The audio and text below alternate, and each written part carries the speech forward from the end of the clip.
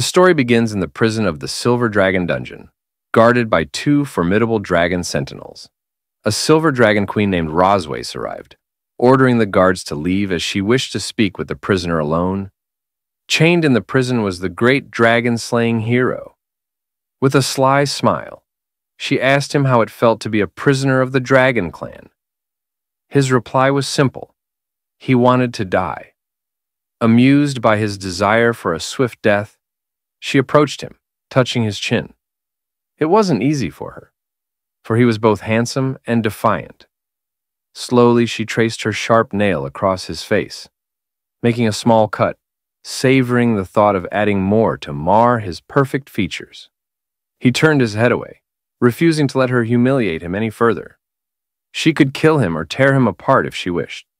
He only hoped she'd be quicker about it. Despite his great power, he had been betrayed by a villain, leaving him in this wretched state. The Dragon Queen licked the blood from his wound and suggested he join the Silver Dragon Clan.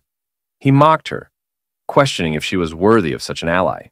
Infuriated, she lashed out, whipping him with her tail. His body slammed into the wall with a resounding crash.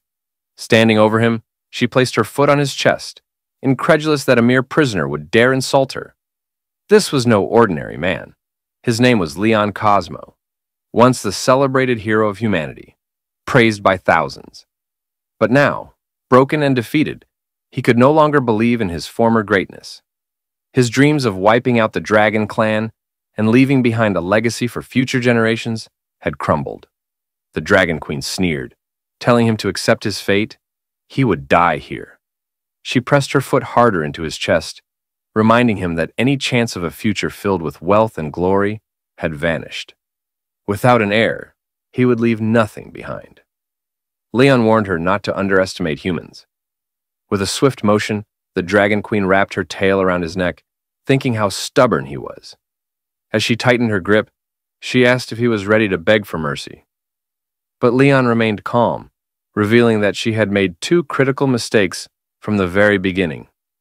First, he said, you should never have been alone with the most powerful dragon slayer. And second, you should never have tasted my blood. Suddenly, Leon activated a forbidden technique known as the blood curse. The Dragon Queen instantly released her hold on him, stepping back in shock. A strange sensation overwhelmed her, and to her horror, she felt an uncontrollable lust take over her body. She collapsed to her knees, trembling. Leon approached, his eyes cold and calculating. You will live the rest of your life in pain, he declared, a torment that will gnaw at your soul. Her desire intensified, and before she could think, she lunged at him, knocking him to the ground. Leon, taken aback, couldn't comprehend what was happening. The Dragon Queen, consumed by the curse, kissed him, causing him to blush. For the next hour, they were locked in a bizarre and heated encounter. Finally, the blood curse began to fade, and with it, her control over her body returned.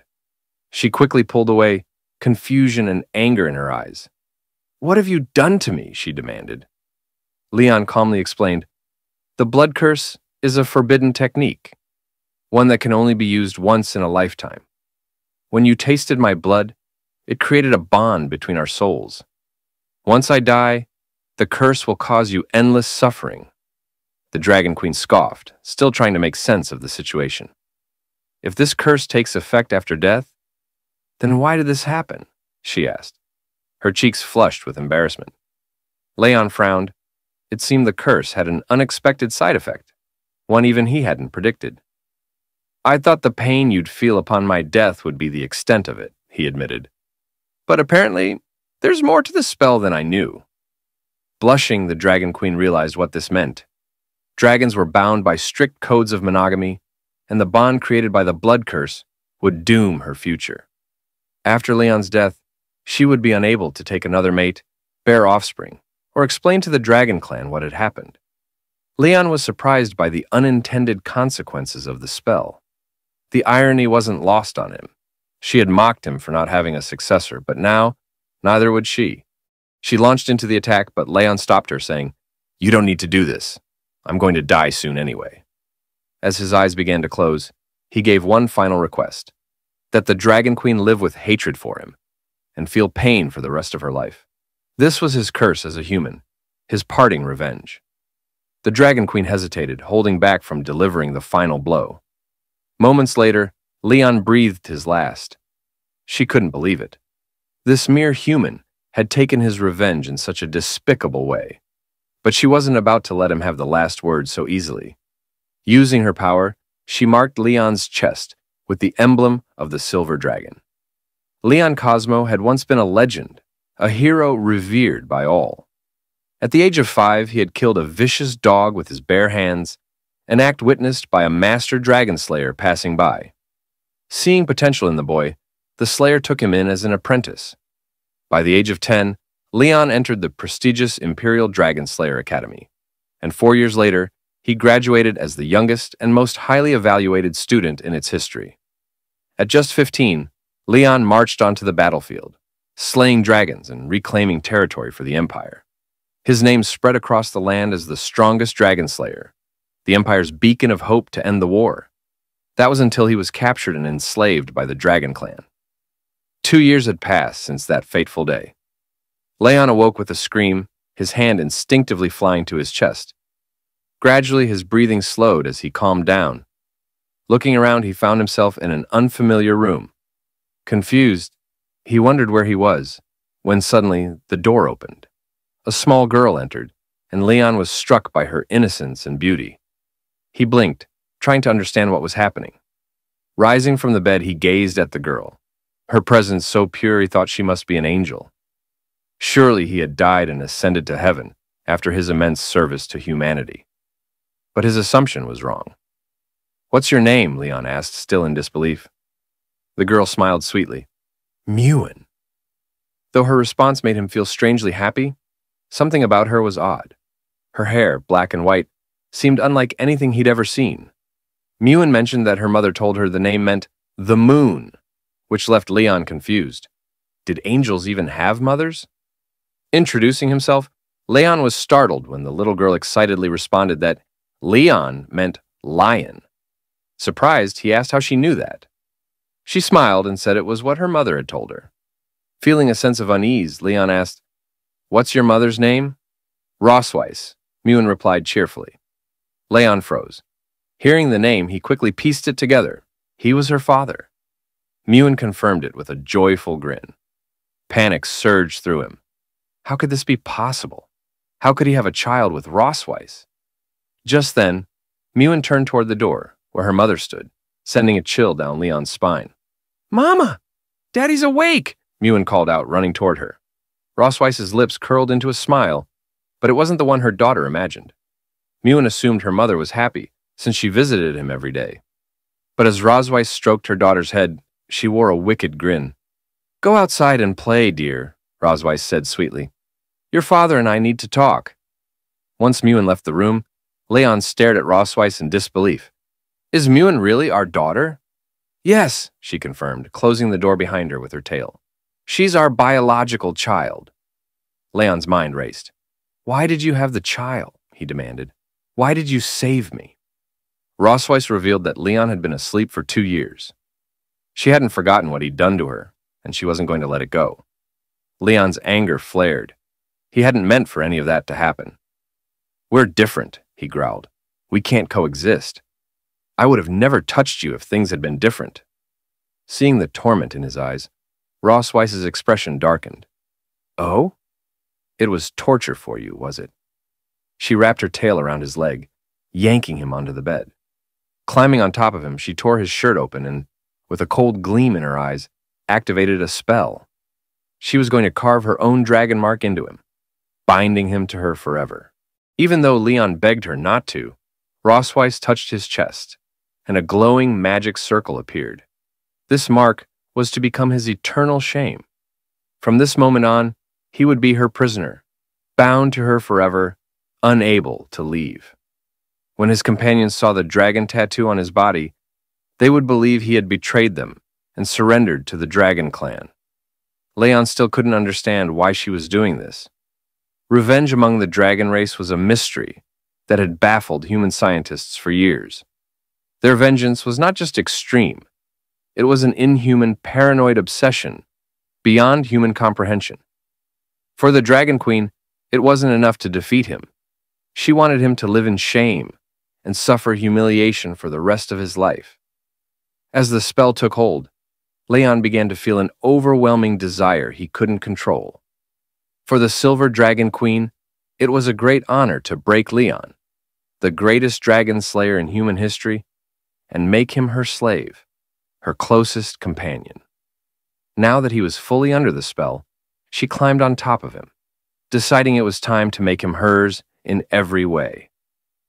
At the Silver Dragon Castle, even the maids noticed the queen was in an unusually good mood. Word spread quickly. The Dragon Queen's husband had finally awakened. Leon, overhearing this from a hidden corner, was shocked. She had publicly declared him her husband. No one knew just how terrifying she truly was. She had spent the entire day and night with him, and poor Leon's body was nearly broken. His waist felt as if it had been shattered. Furious, Leon swore he would not stay here to be her plaything. Stealthily, he slipped out of his room and made his way to the side door of the castle. But 4 dragon guards stood watch. Escape seemed impossible. The castle was eerily quiet, with far fewer guards than there had been 2 years ago. Something was strange about all of this. While Leon was figuring out how to avoid the guards, he stumbled upon a hidden hole in the grass. Silently, he approached it and saw a faint light coming from the other side. Unsure if it was a trap, he decided not to dwell on it. He had to escape no matter what. Even if it was a trap, he would force his way through. Without hesitation, Leon began crawling through the narrow tunnel. He muttered a sarcastic farewell to the perverted Dragon Queen, and as for little Muin, though she was adorable, she would have to stay behind for now. Meanwhile, on the balcony, Muin ran to her mother, excitedly announcing, "Father is digging a hole for the dog." The Dragon Queen, lounging in a bikini and sipping wine, chuckled at Leon's audacity. Muin eagerly asked, "When are you going to fish him back?" Rossweiss scolded her gently, saying that fish was too rude. "Say catch him back instead," she corrected with a smirk. Muin, a bit confused, nodded and agreed. As night fell, Leon finally managed to escape the castle and darted into the nearby forest. He knew if he could climb the mountains ahead, he'd be able to see the border of human territory. After running for hours, Leon felt confident that the Dragon Queen wouldn't be able to catch up to him. But to his dismay, the sky suddenly darkened, and the Dragon Queen, now in her true dragon form, appeared above him, praising him for being such a fast runner. Seeing her, Leon cursed his luck and bolted, but Rossweiss quickly landed in front of him, blocking his path. To his surprise, she wasn't angry. In fact, she seemed quite pleased. "Impressive, Leon," she said with a wicked smile. "I was the one who distracted the guards for you, and I left that little hole for you to find." Although Leon knew it was a trap, he had no other choice. He hadn't expected her to catch up with him so quickly. Returning to human territory now, marked with the Dragon Queen's seal on his chest, no one would recognize him as a dragon slayer. But Leon didn't care anymore. He was determined to start over as an ordinary man, believing it was far better than being tortured by her. Seeing his defiance, the Dragon Queen spread her wings, furious that he didn't appreciate her kindness. She grabbed him with her claw, and together they soared toward human territory. After 3 hours of flight, night fell, and the Dragon Queen released Leon near the border city of the Empire, sending him tumbling through the trees before crashing headfirst onto the ground. Dazed, Leon's headache vanished when he realized he was close to a human village. The Dragon Queen, now in her human form, confirmed they were indeed within the human empire's borders. For most, the sight of a familiar city brought hope, just one step away from returning to the human world. But for Leon, that hope felt unreachable. Suddenly, the mark on his chest began to glow. The Dragon Queen had neglected to mention an important detail. When one of the 2 bearers of the dragon mark desired intimacy, the mark would compel the other. As she touched his chest, Leon felt an overwhelming heat and desire surging through him, impossible to resist. She had brought him here to demonstrate his shame, forcing him to confront it in front of his homeland. But Leon wasn't about to give up. Grabbing her arm, he decided to bide his time, patiently waiting for the right opportunity to strike back. He swore to repay her double for every humiliation she had inflicted on him. The Dragon Queen, surprised but amused, smiled and agreed to his challenge, saying she would wait for him, dead or alive. As the moon rose, the two of them moved to a tree near the border city of the Empire, their twisted fate bound by the mark and their rivalry. They had been clapping for several hours, leaving the Dragon Queen more than satisfied. Meanwhile, poor Leon was exhausted and quietly crying, drained of both energy and pride.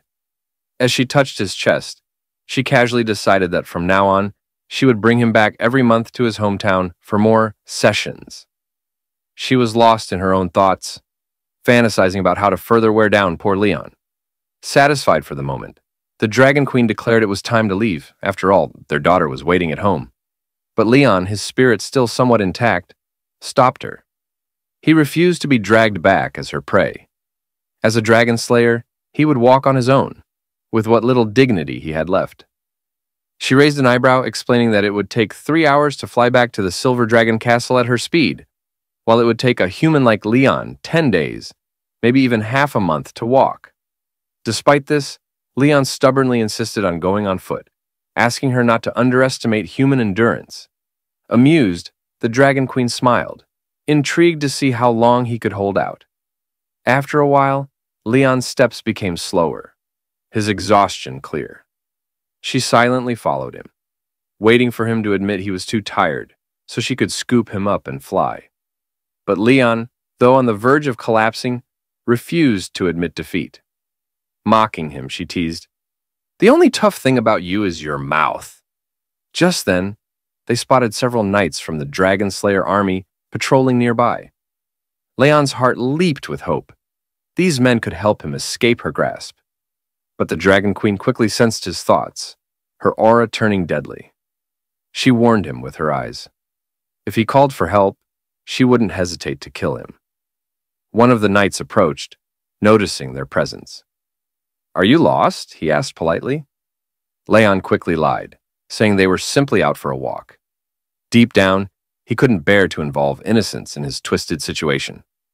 The knight, dismounting from his horse, introduced himself as the captain of the 47th Squadron of the Imperial Dragon Slayers. He pointed out that this jungle wasn't the safest place for a casual stroll due to the dangerous wildlife and species that roamed it. He kindly offered to escort them. Leon panicked, his hands shaking as he quickly thanked the captain for his kindness, insisting that they had learned some self-defense techniques and could handle themselves. In truth, he didn't want the captain to come any closer. The captain seemed to recognize Leon's face, which put the Dragon Queen on high alert. Her eyes narrowed and she subtly began to channel her power, preparing to eliminate the captain if necessary.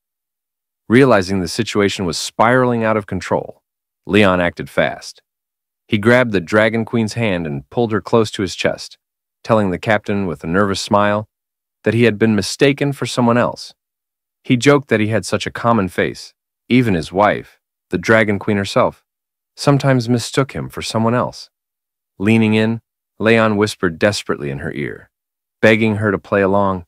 He promised that if she helped him get rid of the knights, he would obediently return with her. Amused, the Dragon Queen decided to humor him.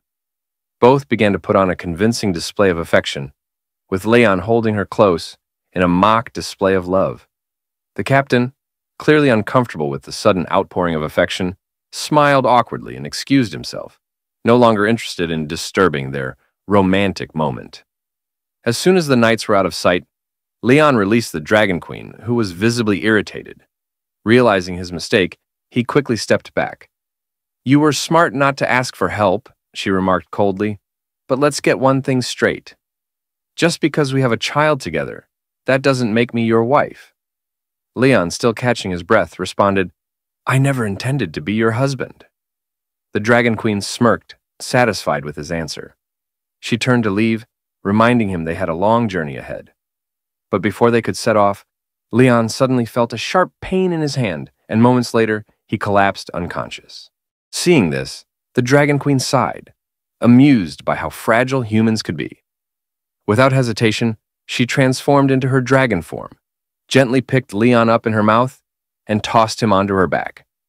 Taking his collapse as a silent plea for mercy, she spread her wings and flew toward the Silver Dragon Castle, pleased with how things had turned out. The next day at Silver Dragon Castle, Leon woke up to find little Mewan sitting beside his bed. Confused, he wondered how he had ended up back at the castle.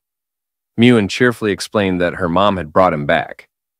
It didn't take long for Leon to realize that he had finally been captured like prey.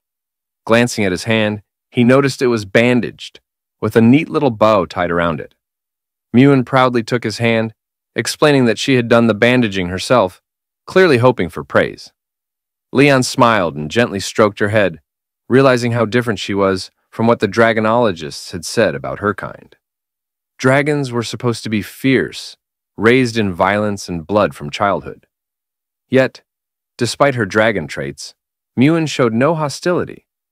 She treated him with the warmth of a daughter, leaving him to wonder if this was because she was a human-dragon hybrid. He patted her head affectionately, telling her how amazing she was. "Mewan, you're very cute," he said with a smile, then added teasingly, "But when you grow up, don't be like your mother." From the doorway, the Dragon Queen's voice cut in. "And what's wrong with being like me?" Leon froze, startled, realizing she had overheard him. Nervously, he tried to change the subject. Mewan, meanwhile, eagerly showed her mother the bandaged hand, explaining that she had followed her mom's instructions perfectly.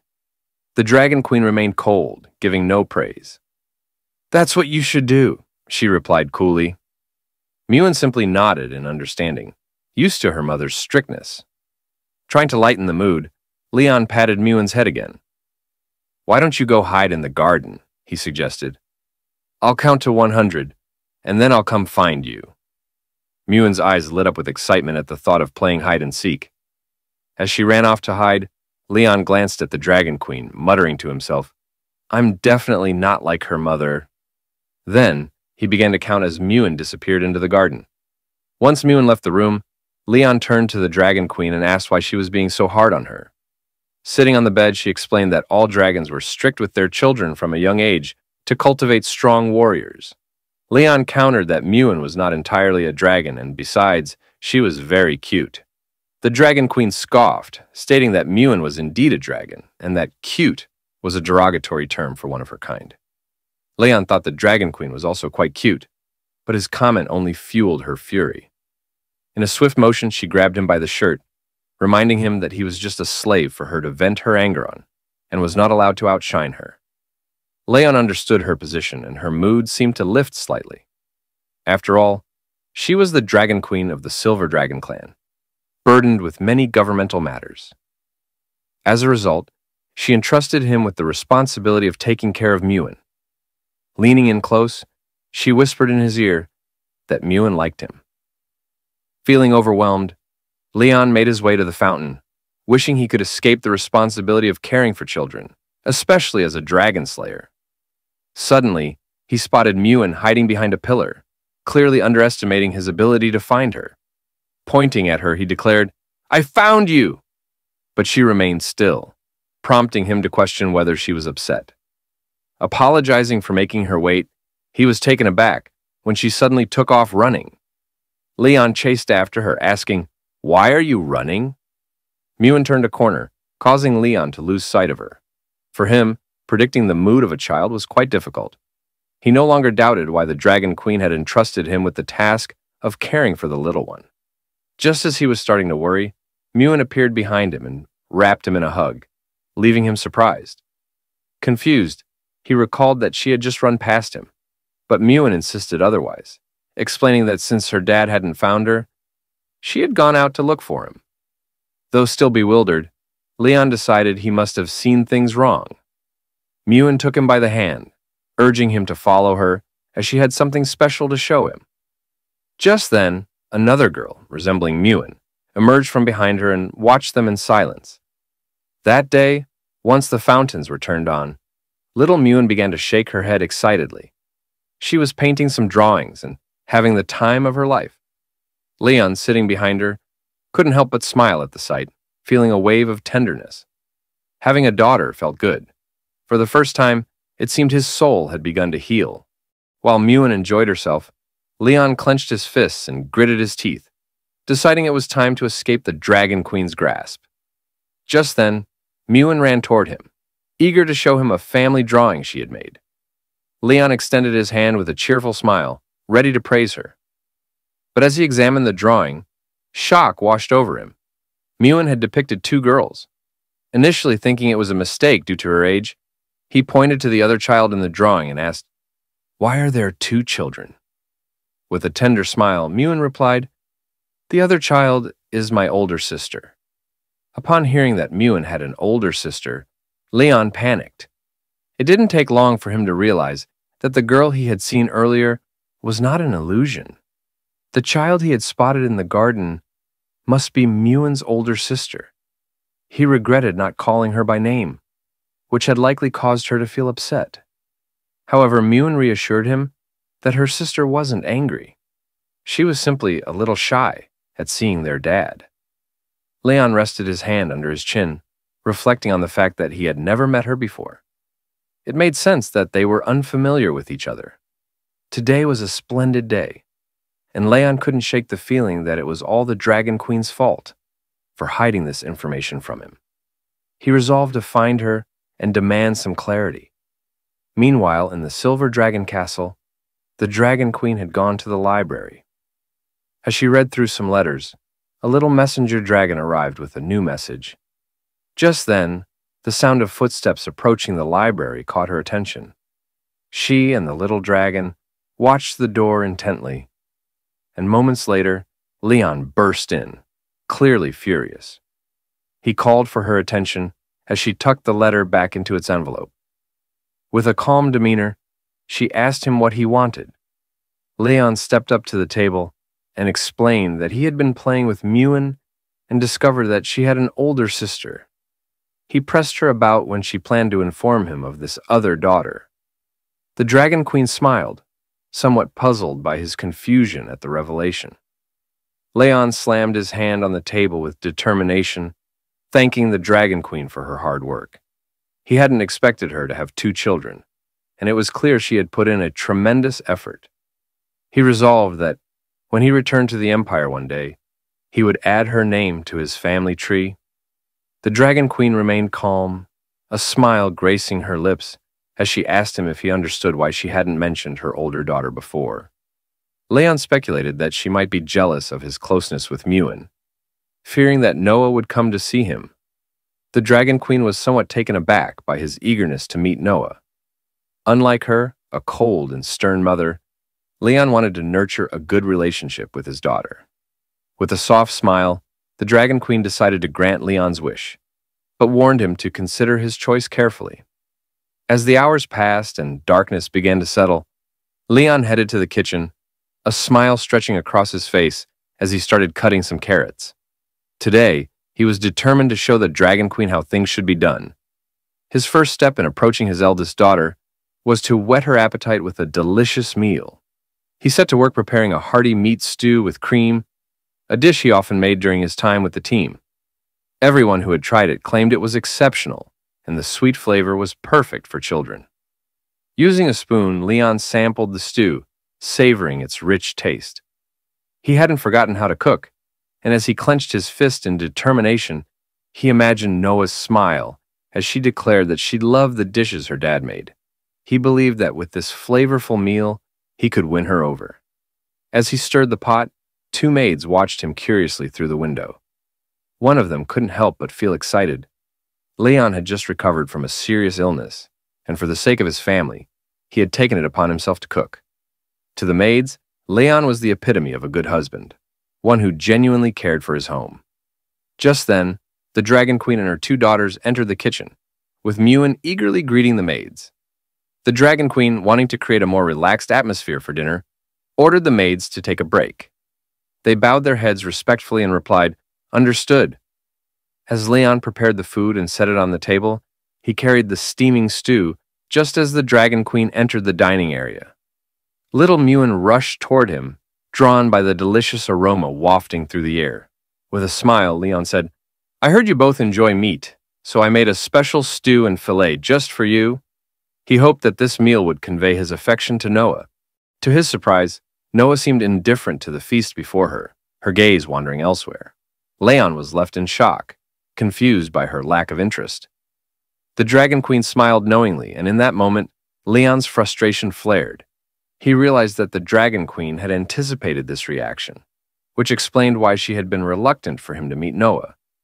It was their first meeting, and the Dragon Queen prompted Noah to introduce herself.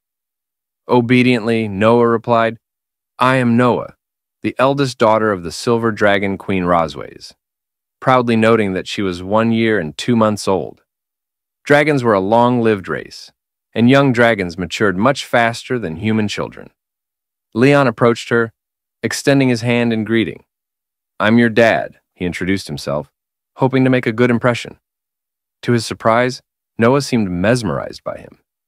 Yet he couldn't shake the feeling that her indifference was unsettling. He wondered why she appeared so distant, and whether she harbored any resentment toward him. Noticing the awkward tension, Mewan gently took Noah by the arm and whispered, urging her to engage in conversation so their dad wouldn't feel uncomfortable. But Noah's response stung Leon. "He seems very weak, and I'm not sure he's really our dad." Those words hit Leon like arrows, forcing him to confront the reality of his situation. It quickly became clear that he was facing the first crisis in his new role as Papa Leon. He wipes his face with a cloth, reflecting on the harshness of the situation, convinced that his daughter may actually be trying to challenge him. Despite the difficulties, he steels himself for what lies ahead. Noah firmly rejects something, her determined expression revealing her unwavering resolve. Whatever she is saying no to, it's clear she's standing her ground with conviction. The family sits around a table in an elegant dining room.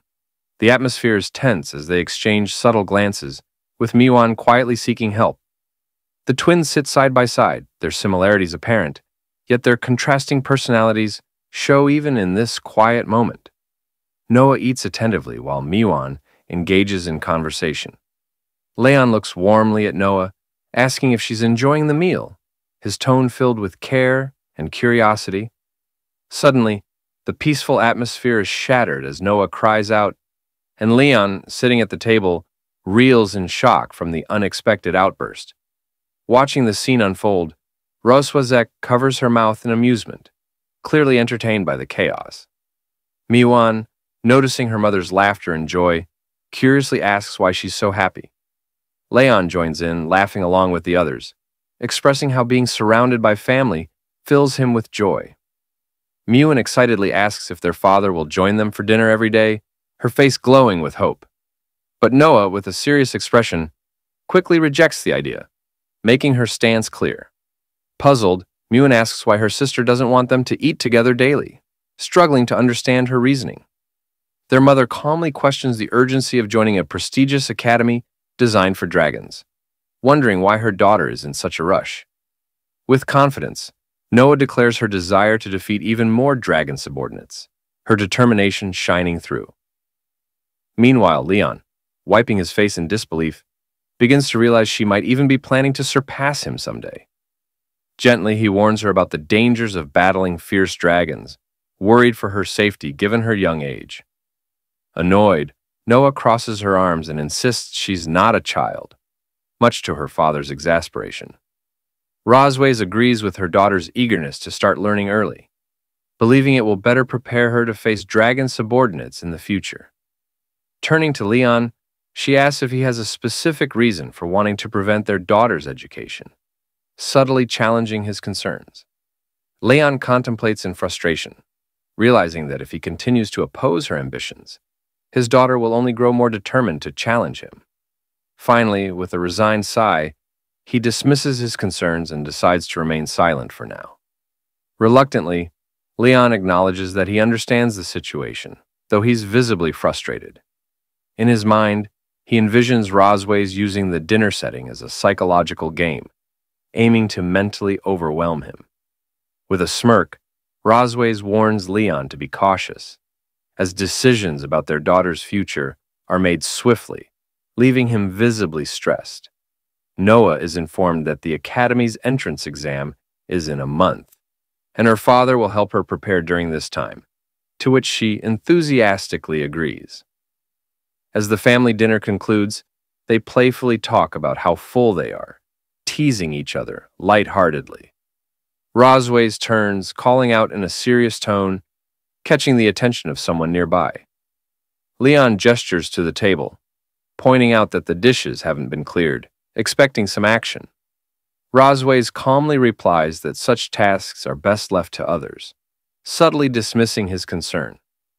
Leon suggests that a proper family dinner should end with both husband and wife cleaning up together. He hints at whether Rosways truly wants to uphold a harmonious family image for the children, or if it's merely for show. The child eagerly awaits the elder's approval, her excitement unmistakable, as Rosways reluctantly agrees with a calm expression. The child, brimming with enthusiasm, declares her desire to help, her energy contagious as she eagerly reaches out, determined to be part of the action. Suddenly, Noah finds herself being pulled along in confusion, struggling to keep up with her sister's quick pace as the scene shifts to a quiet kitchen with dishes left in the sink. Rosways confronts Leon, asking pointedly when he plans to lend a hand. Leon crosses his arms and sternly reminds her of something he told her 2 years ago. Rosways, however, firmly asserts her refusal to deal with someone who has undergone rigorous training, her body radiating with power. Leon stands confidently, demanding to know Rosways' intentions with a sharp tone, reflecting on how he used to be easily manipulated. But things have changed. Rosways launches a powerful attack, warning him not to think he can escape so easily. Leon catches her strike with a firm grip, standing his ground and asking with a smirk, "Who said I was trying to escape?" Rosways groans in pain, struggling to maintain her strength, while Leon taunts her for being unable to fight back, mockingly calling her a fallen queen. He smugly explains how the effects of the dragon's mark have weakened her, comparing her to a helpless kitten, as he reveals newfound knowledge from her tribe's ancient texts. Sensing her shock, he taunts her thirst for control. Rosways, stunned, questions whether he has ever truly been conquered. Breathing heavily, her face flushed with emotion, she demands her tail be released, indicating that she's being restrained. Leon, holding her tail, speaks in a calm yet menacing tone, accusing her of disrespecting his dignity since the day he awoke. His smug expression contrasts sharply with her shocked, vulnerable state, as she glares at him angrily. Rosways responds fiercely, refusing to submit and calling him a bastard, her emotions boiling over as she challenges his dominance. She stares at him, clearly taken aback by his bold actions. Meanwhile, 2 maids gossip in the hallway, wondering if the queen and her family have finished their private time, their curiosity hinting at something unusual happening inside. Peeking into the kitchen, they're shocked to find it sparkling clean, as if someone had meticulously scrubbed every corner. The maids speculate whether the prince is responsible for the surprising tidiness.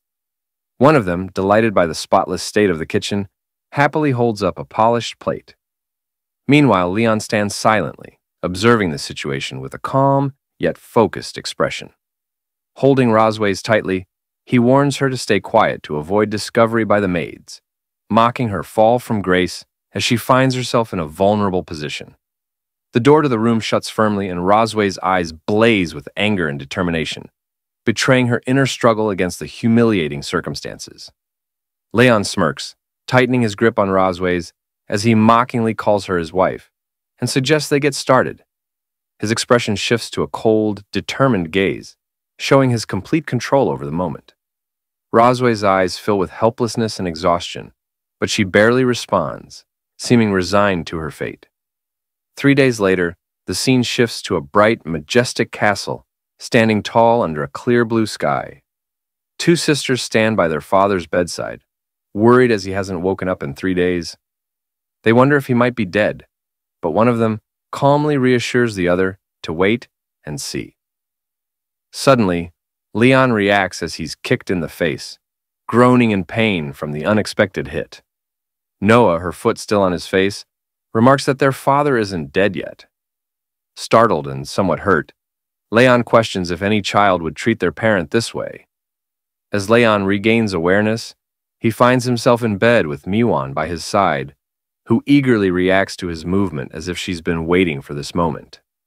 With joy, Miwon announces that he's regained consciousness, while Noah sits nearby observing. Confused, Leon wonders when he even fainted. As he slowly sits up in bed, Rosways calmly offers to help Leon recall the events that led to his unconsciousness. A flashback reveals him being struck hard by Rosways.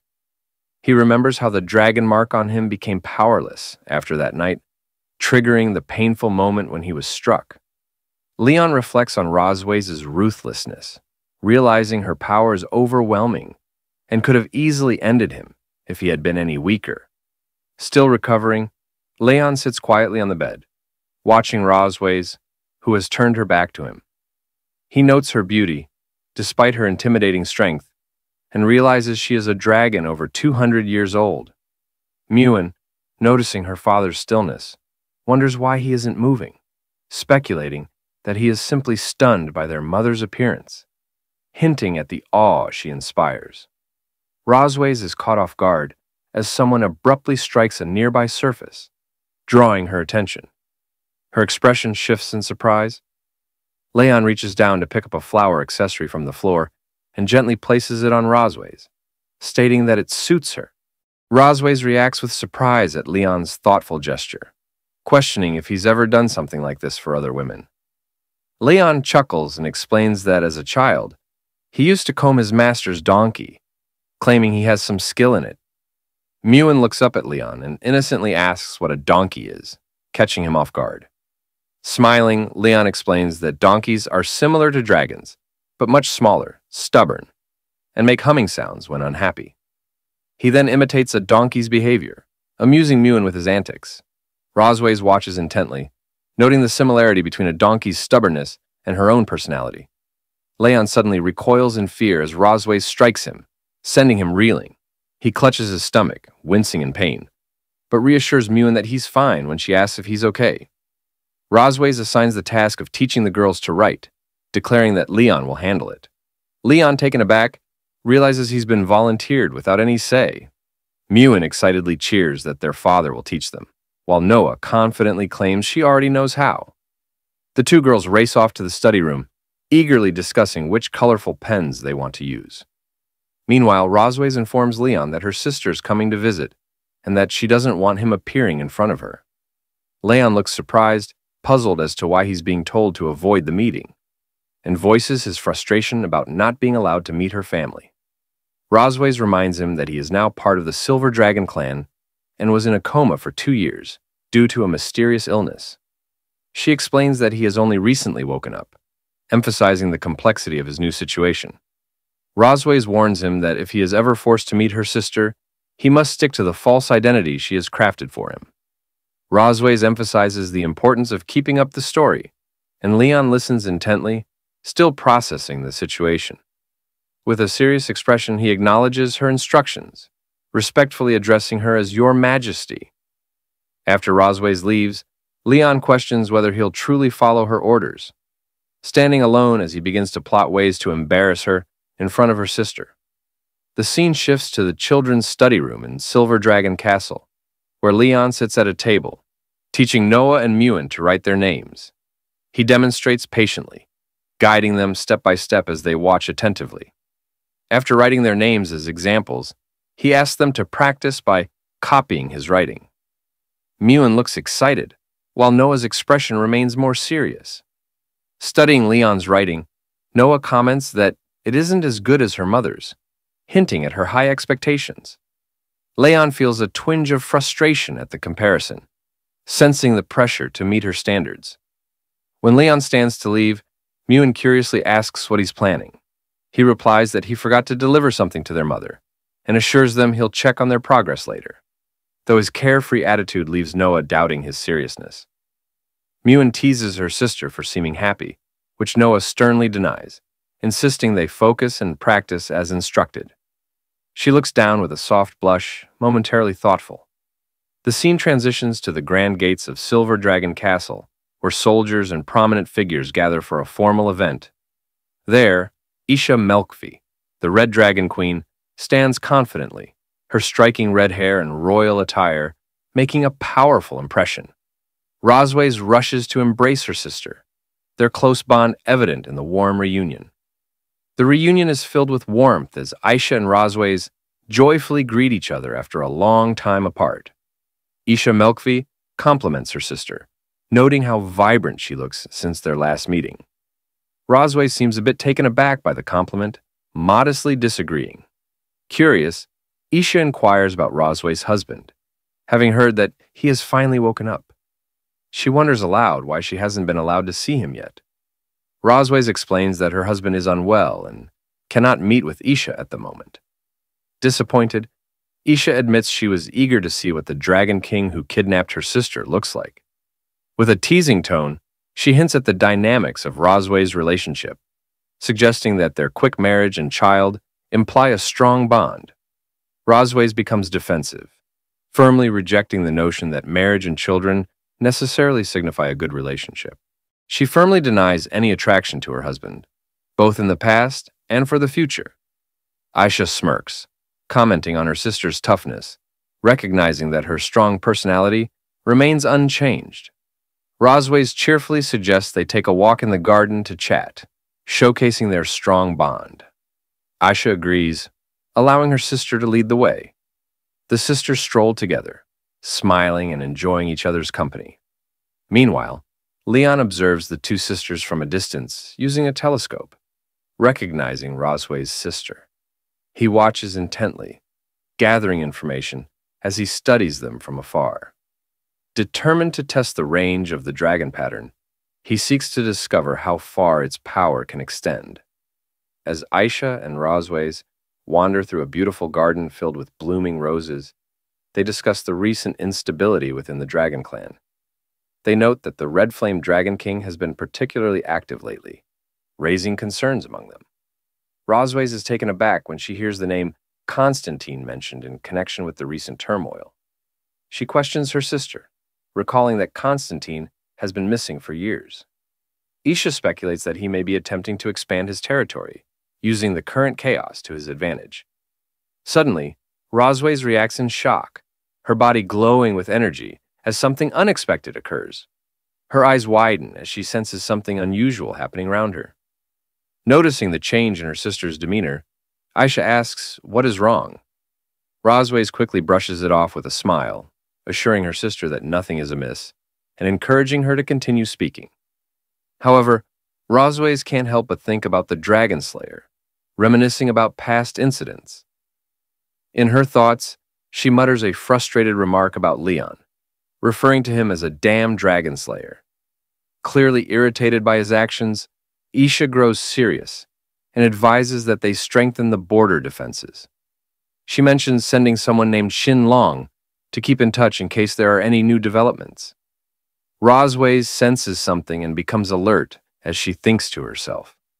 At that moment, Aisha notices her change in demeanor and asks, "What's wrong?" Rosways tries to dismiss her concern, replying, "Nothing, sister. Please continue." However, in her mind, she curses someone, muttering, "Damn Dragon Slayer." Isha continues talking, stating that they need to strengthen the border defenses and that she will send someone to contact her if there are any developments. Amused by the idea of the dragon pattern, Isha mentions how young people are casually playing around with it. Meanwhile, Leon reclines comfortably in a chair, contemplating how long Rosways can endure the effects of the dragon pattern.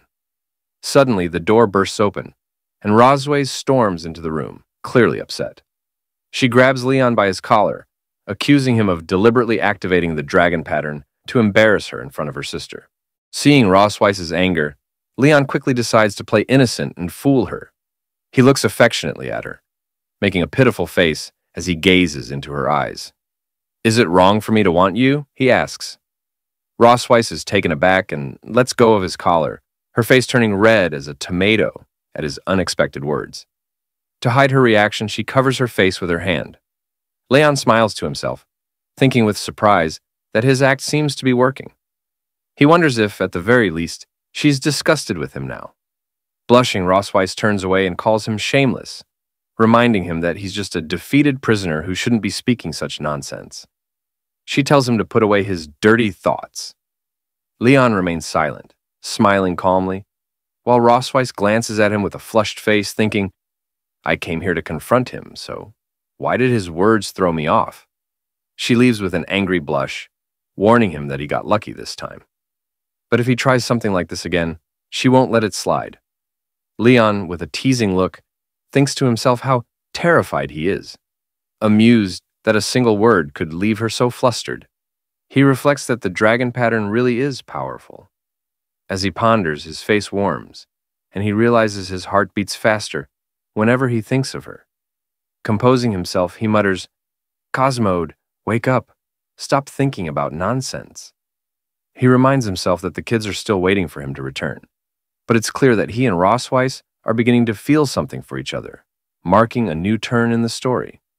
In the study room, Noah practices writing diligently, while Muen, slacking off, wonders aloud why Dad hasn't come back yet.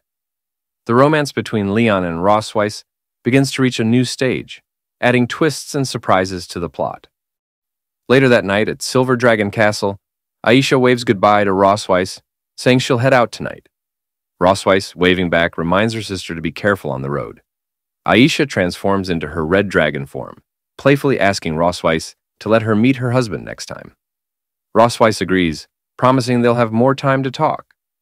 As Aisha, accompanied by her knights, flies back to her own castle, Rossweiss watches her sister's departure with a pensive look. I thought there'd be some trouble in this chapter, she thinks. But it seems Aisha's departure wasn't quite what I expected. Who knows what the future holds for this family's mischief? With a serious expression, Rossweiss grits her teeth, staring ahead with determination. Damn Dragon Slayer, she thinks. He still hasn't learned his lesson. She decides tonight will be different. Meanwhile, Leon, on the other side of the castle, sneezes repeatedly, wondering if someone's talking about him. He settles down to read the story of the young dragon as a bedtime story for Noah and Muen. As he reads, the girls drift off to sleep, looking absolutely adorable. Smiling, he quietly closes the book, gently tucking them in and whispering, "Don't catch a cold." Leon slowly exits the room, taking care not to disturb his sleeping daughters. Just as he shuts the door, Rossweiss suddenly slams her hand against it with a loud thud, startling him. Her serious expression catches him off guard as she asks, "Where are you planning to go?" With an awkward look, Leon glances at her. "Is your sister gone?" he asks. With a sly smile, Rossweiss replies, "We still have things to settle tonight." She grabs his collar, dragging him forward with determination. Leon protests, but she pulls him along, ignoring his resistance. In the Silver Dragon Queen's bedroom, Leon places a tub of hot water down with a loud clatter in front of her. "The hot water's ready," he says, looking at her with a hint of exasperation. "What do you need it for?" Rossweiss stretches her legs out in front of Leon, looking at him with an air of superiority. "I'm exhausted from walking all day," she says. "Wash my feet." Leon stares at her, stunned. His expression shifts to serious disbelief as he takes in her request. Rossweiss, with a commanding look, adds, "Enough with the nonsense, just do it. This is your punishment for today." Sighing in frustration, Leon removes her heels, thinking to himself, "I'm a dragon slayer, and now I'm reduced to being a foot-washing servant for a dragon."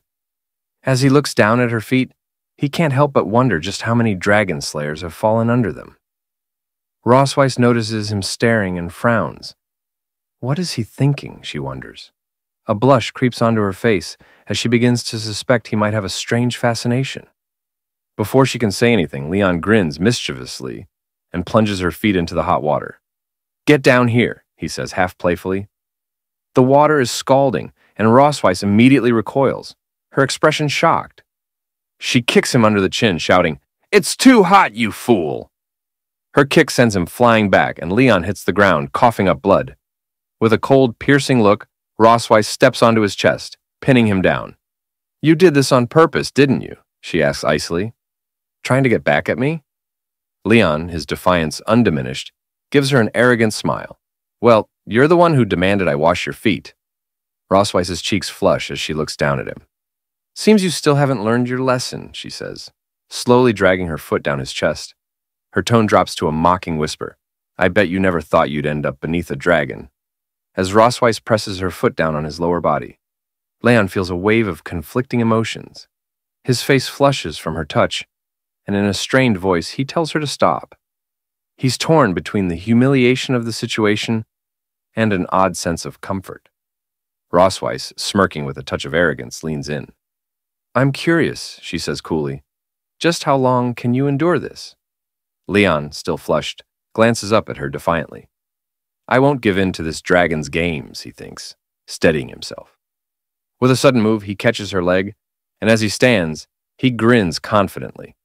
I've had pigs' trotters, cows' trotters, goats' trotters, but dragons' trotters. Now that's something new. Rosweiss's eyes widen, her face turning red as she asks, What are you doing? Without missing a beat, Leon playfully bites her leg, exclaiming, Tonight's snack, raw dragon claws. As Leon bites her leg, Rosweiss screams angrily, threatening to kill him.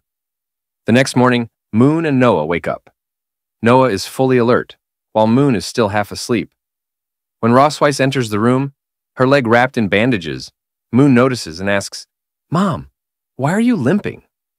Rosweiss brushes it off, replying, It's nothing.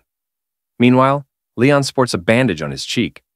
Noticing it, Moon turns to him, asking, Dad, why do you have bruises on your face? Mirroring Rosweiss's posture, Leon folds his arms and says, It's nothing. Moon, puzzled and curious, places her hands on her hips, staring at both Leon and Rosweiss with a questioning expression. Suddenly, an idea pops into her head, and her face lights up with excitement. You must have been playing some fun game without me, she exclaims, raising her hand. I want to play too. Noah, arms folded, watches her sister with a blank expression, silently observing the scene. Later, Leon and Rosweiss walk in the garden outside the Silver Dragon Castle. Both look away from each other, each lost in their own thoughts. One maid nudges another, pointing and saying, Look, the queen and the prince are on a date. The blue-haired maid giggles, adding, What a lovely couple they are. However, she then remarks that they seem a bit distant. The other maid watches them contentedly. Rosweiss and Leon continue walking in silence, the quiet between them stretching. Leon, watching Rosweiss from behind, wonders how things ended up this way. He thinks back, recalling how she had earlier suggested they take a walk together. Shocked, he'd asked why he should walk with her.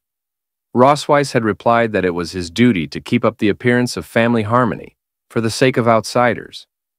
In the garden, Leon glances at Rosweiss, sensing something unusual about her today. She's not typically this proactive, and he wonders what she might be planning. Meanwhile, Moon and Noah, hiding behind a nearby tree, observe their mom and dad. Moon mutters to herself that Dad is so clueless. He can't even hold hands.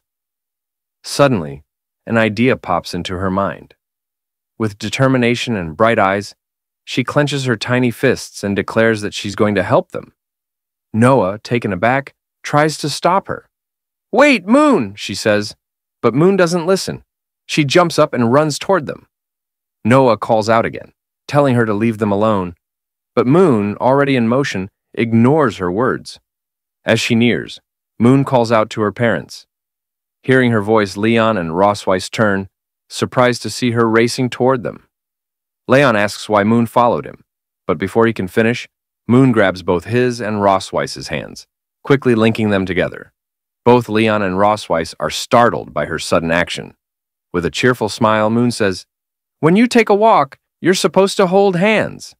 Then, with a quick spin, she runs back, saying she's going to play with her sister. Leon watches her leave, wondering where this child learned such things. Back at the tree, Noah pinches Moon's cheeks, scolding her for not listening. Moon, tearing up cutely, admits she was wrong, promises not to do it again, and asks her sister to let go. Leon and Rosweiss stand in silence, still holding hands, wearing blank, confused expressions. Blushing, Leon looks away and says that this is a bit unexpected, asking what he should do. Rosweiss, also blushing, replies softly that it's okay. They can just hold hands for now. As Leon and Rosweiss continue walking, Leon remarks that she seems unusually calm today, which makes him feel a bit uneasy. Rossweiss responds with a smirk, saying it seems like she's finally tamed him, and now that they're getting along, he's the one who feels unsettled. While they chat and stroll, Moon and Noah watch them from behind a tree, curious and observant. Leon glances at Rossweiss and reflects on how she has always presented herself as a dignified queen before others. Yet, he didn't expect her to be so flustered by something as simple as holding hands. He wonders if her strictness as a mother might stem from not knowing how to connect with her children. Leon then brings up the way Moon and Noah address her, noting that they always call her mother in front of others. He gently suggests that the usual way of addressing parents is mom and dad. He points out that while Moon calls him dad, she calls Rossweiss mother and wonders if it makes her seem more distant to them. Rossweiss looks away and after a pause, asks if there's really that much of a difference between mother and mom. Leon, looking at Rossweiss with a bright smile, suggests that there is a difference and encourages her to have the kids call her mom instead. He bets they'll feel closer to her that way. Rossweiss's face flushes red, caught off guard by Leon's cheerfulness. After composing herself, she nods and says she'll try it next time. Leon, surprised by her sudden enthusiasm, asks why she's speeding up. As they continue walking in the garden, Rossweiss suddenly asks if Leon feels homesick. He raises an eyebrow and questions why she's bringing it up, since she won't let him go back anyway. Rossweiss admits that she can't send him home, but mentions there's something that might help ease his homesickness a bit. Leon, curious but silent, follows her until they arrive at the castle's large warehouse doors. As they stand before it, he wonders aloud what it might be. Rossweiss explains that it doesn't have an official name. He can call it a warehouse, utility room, or whatever he likes. She unlocks the door with a key and leads him inside. As Leon looks around, he exclaims, "The dragon's treasure trove!"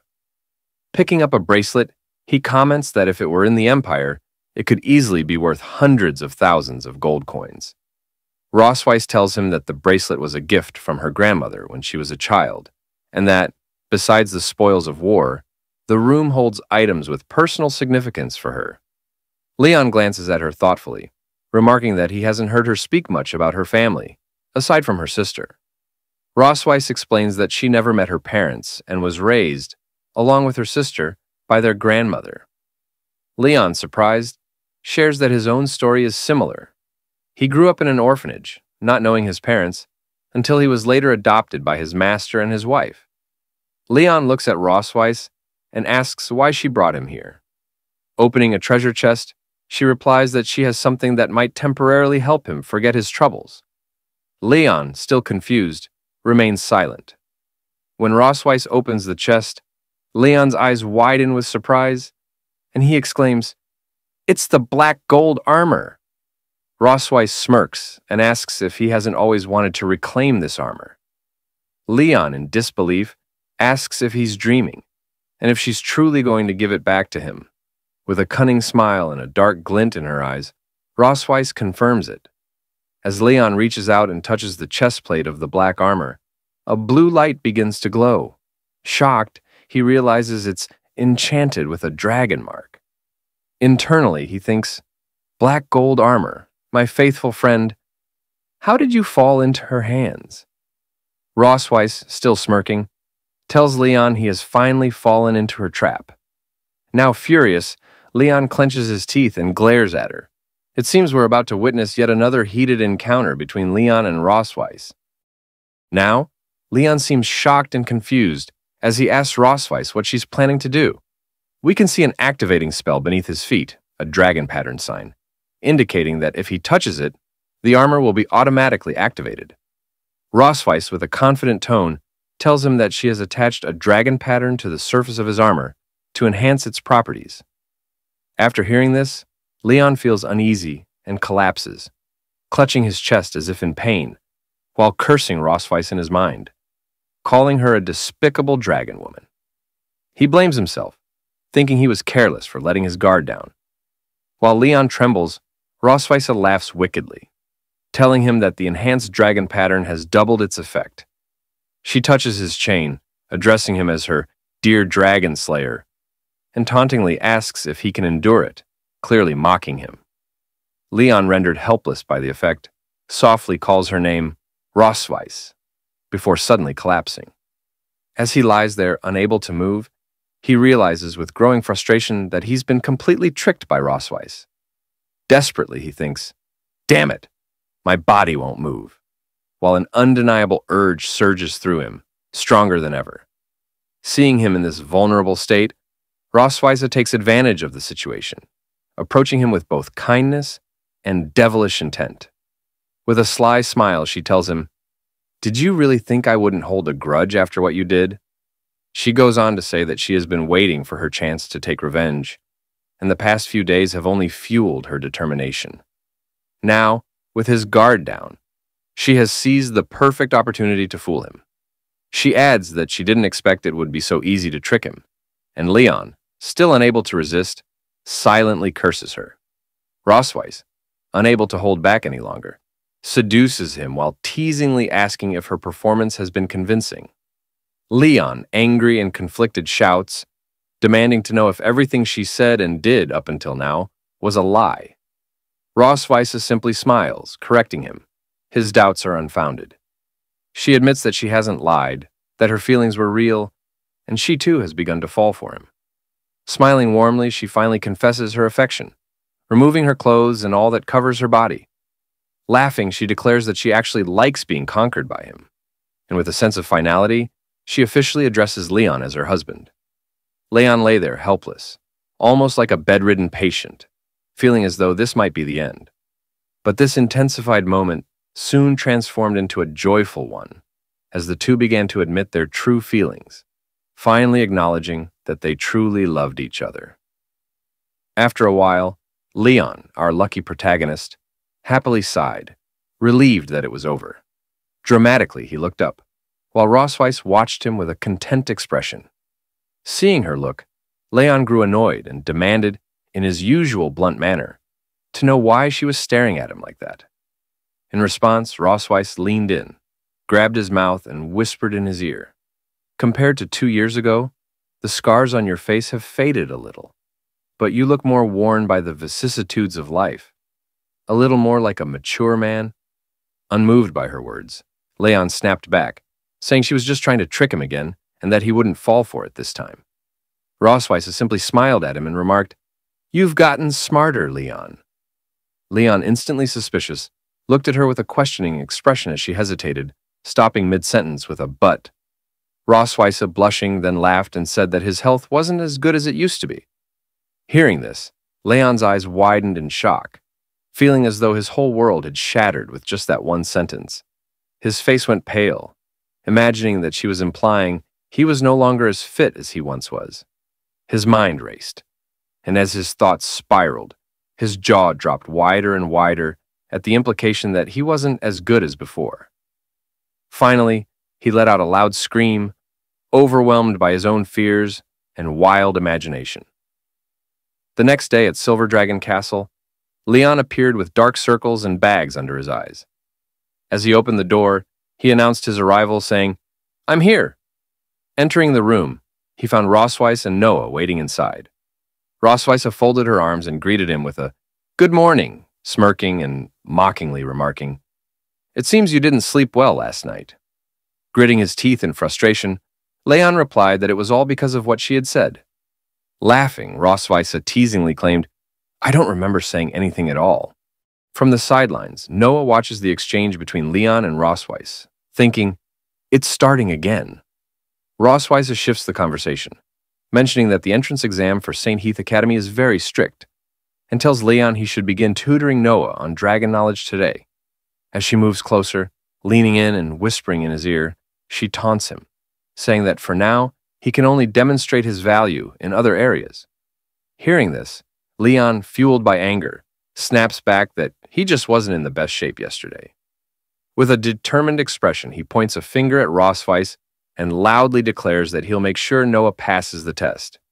However, he adds that, in return, he wants something of equal value from her. Rosweiss smirks, saying she's willing to agree to his request, but warns that his demand can't be too excessive. Leon firmly replies that a promise is a promise. Laughing, Rosweiss walks away, telling him he should study hard. With a mocking tone, she calls him dear and warns him not to get too tired. Fueled by anger, Leon shouts after her, "That female dragon. She's done!" Rosweiss waves dismissively as she walks away. Noah, observing the interaction, asks Leon why he quarrels with her mom. Folding his arms, Leon denies it, saying it's just their daily communication. Then, surprised, he asks Noah what she just called her mother. Noah replies, "Mom."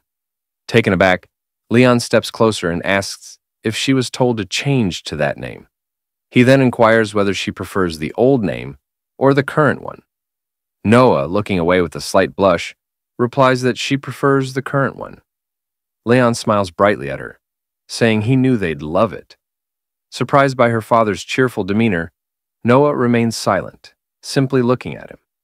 As she turns to leave, she asks when they can start studying.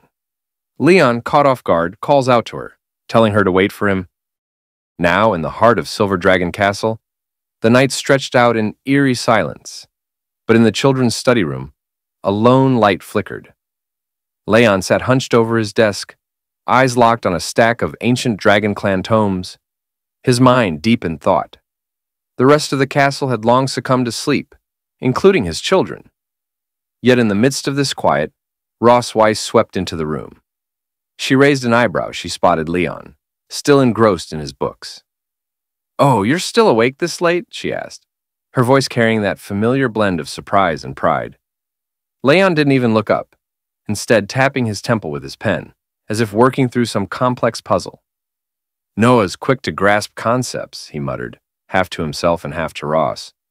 "Typical teaching methods won't cut it for her. I need to design an entire curriculum. Key concepts, test questions. Looks like I'll be pulling an all-nighter." Ross's lips curled with pride as she stole a glance at their daughter, sleeping peacefully nearby. "Of course," she said, lifting her head and naturally her chest in an almost regal motion. "After all, Noah is like me."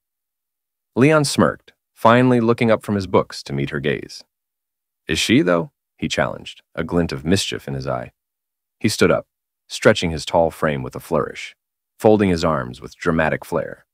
"I was the top dragon-slaying genius every year, you know," he declared, sounding almost as proud as Ross. "Top of my class in exams, undefeated in field training, awarded every scholarship they had. The school pretty much ran out of ways to praise me," Leon boasted, tossing her a smirk over his shoulder, as if daring her to top that. He leaned forward, eyes gleaming with a playful taunt. "So, Your Majesty, what were your accomplishments?" For once, Rosweiss looked stumped. Her dragon-slaying record spoke for itself, and there was no question about her military prowess.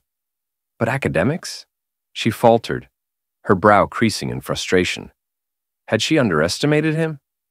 This was Leon, after all, the same man she'd always assumed was all brawn and no brain. Her pride took a hit as she realized he might be sharper than she'd given him credit for. With a disdainful smirk, she countered, "So powerful, yet still my captive, aren't you?"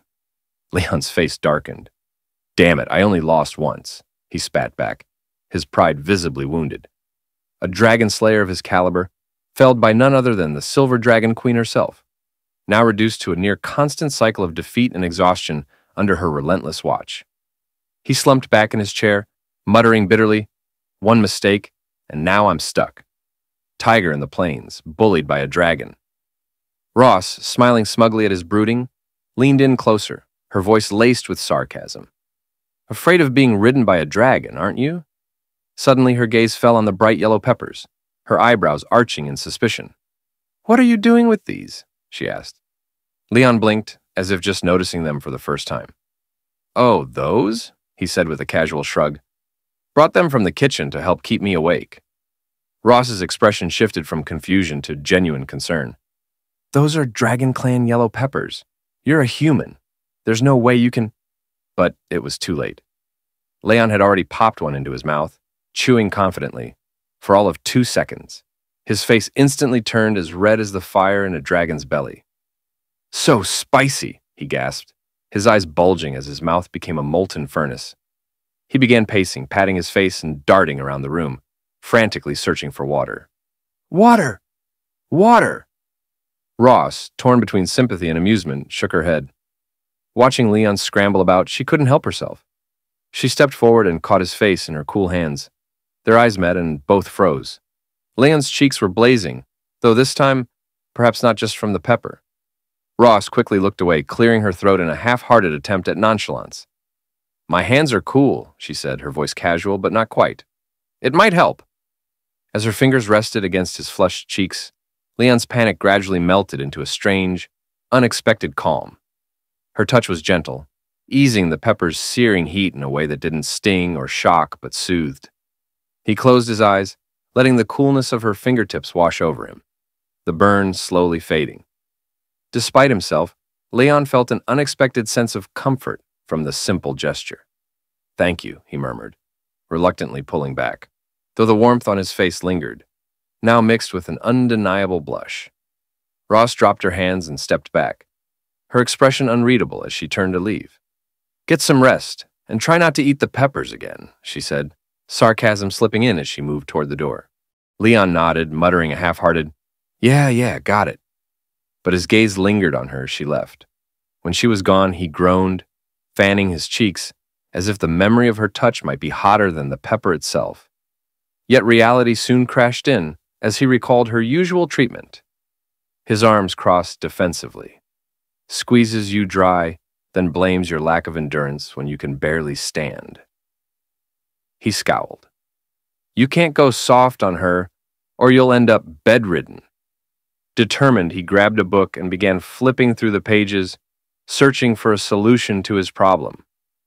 After a few minutes of browsing, his eyes lit up. Black Dragon Pill. A highly effective body-strengthening elixir, nourishing and stabilizing the core. Jackpot. "Perfect," he muttered, his eyes alight with excitement as he stared at the entry, as though he'd found treasure. A broad grin spread across his face, and with renewed hope, Leon began preparing himself to work on his resilience. The next morning was unusually bright and sunny. Outside the window, a pair of birds, one small and yellow, the other large and white, sat on a branch, chirping back and forth like they were deep in conversation. Inside, however, the atmosphere between Leon and his daughter Noah was far less harmonious. He sat across from her, grading her test with a carefully suppressed grin. "Noah," he began, trying to keep a straight face, "I just finished grading the test you took. Out of a possible 100 points, care to guess what you got?" Noah fixed him with her usual deadpan stare, her expression as unmoving as stone. 50. Leon snorted, pulling out the test paper with exaggerated drama. "A whole 62, actually. You underestimated yourself." Noah's eyes narrowed as she stared down at her test, scanning the answers with a quiet intensity. Her small hands tightened around the paper and her brows furrowed ever so slightly. It was clear she wasn't thrilled with her score. Leon softened as he watched her, noticing how serious she was, mature even for someone her age. While her younger sister Moon was probably outside chasing butterflies or counting clouds, Noah had approached her studies with a tenacity that had surprised him. She could be so painfully hard on herself, almost like her mother. Reaching out, Leon placed a hand on her head, mussing her hair gently. "For a first try, 62 is pretty impressive, kid." Noah glanced up at him, her cheeks barely coloring at the rare compliment. "Thanks," she mumbled, a touch of pride slipping into her usually stoic tone. But just as Leon leaned in to offer more encouragement, he was struck by an unexpected coughing fit. He quickly turned away, wincing as he rubbed his throat. "Sorry about that," he managed to croak, his voice rasping. His eyes watered slightly as the irritation settled in, and he immediately remembered the pile of yellow Dragon Clan peppers he had munched on the night before. Why, he wondered, did I think wake-up peppers were a smart idea? Just then, Noah's expression shifted, as though something had dawned on her. She reached into her pocket, rummaged around, and produced a small, round tin with dragon throat lozenges, elegantly scrawled across it. She held it out to him, her usual reserve still intact. Leon blinked, surprised. "Is this for me?" Noah's face didn't change, but there was a barely perceptible flicker of embarrassment in her eyes. "Mom said to give it to you," she said, her voice just a little colder than usual, as if distancing herself from the kindness. A grin spread across Leon's face as he popped one of the lozenges into his mouth. The soothing mint cut through the scratchiness in his throat almost immediately. "Well, tell your mom thanks from me," he said, giving Noah a meaningful look. Like mother, like daughter, he thought, amused. Cold on the outside, but with small gestures of warmth that slip through when they think no one is watching. The lozenge melted away in his mouth, bringing welcome relief to his pepper-ravaged throat. Leon turned back to Noah, feeling his energy restored. "Now, where were we?" Noah's gaze grew sharp again, her serious side kicking back in. "You said we'd go over the questions I got wrong." Leon laughed, feeling a surge of pride as he watched her. "Right you are, Noah. So, this is the end of the video. See you in the next chapter."